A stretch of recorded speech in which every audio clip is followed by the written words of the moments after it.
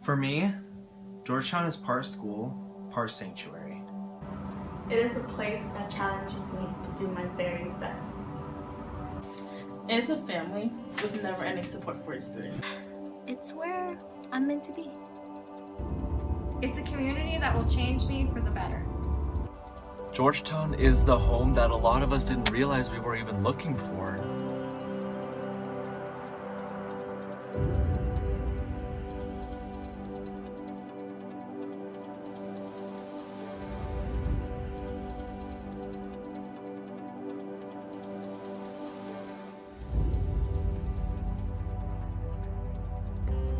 Georgetown University has made a lot of progress in making campus more accessible since the Americans with Disability Act of 1990.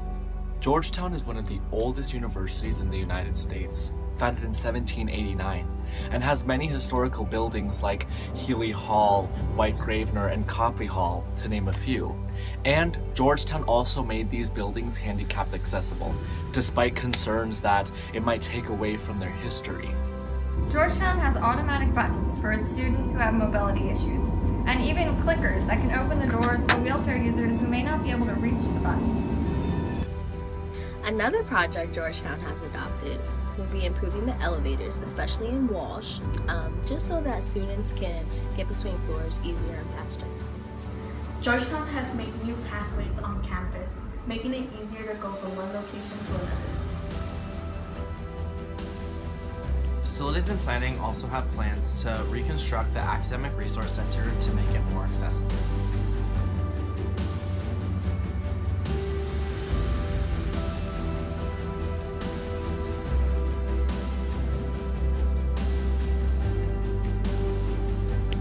Although Georgetown has made leaps and bounds to make campus more accessible, we still feel that more needs to be done. A big problem that I have noticed on Georgetown's campus is signage.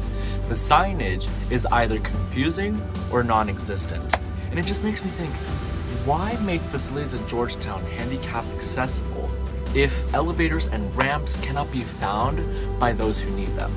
I see this at White Gravener, Healy, and many other facilities on campus.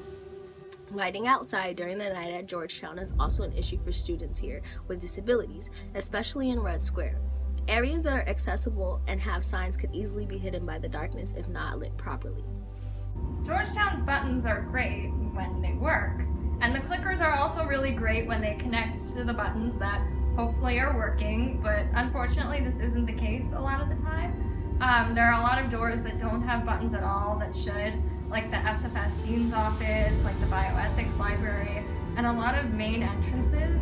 And even when there are buttons, oftentimes they won't function, and they'll stay that way a while, even after being reported, in my experience. We realize that the Vice President of Facilities and Planning makes accessibility a top priority and that many of these projects may already be happening. However, we ask that these projects be finished at the fastest rate possible. Changing these few things that we as students have recognized will only make Georgetown better. It will not only be beneficial for students that are wheelchair users, but it will also help the many students who suffer from injuries every year at Georgetown. It will also help make campus more welcoming for people with disabilities who are visiting or for high school seniors who are choosing a college. As a result, the Georgetown community will become more diverse and create equal opportunities for all students.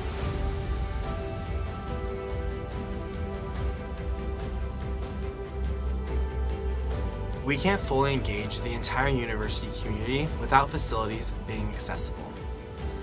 We students love Georgetown and want to see it live up to its full potential.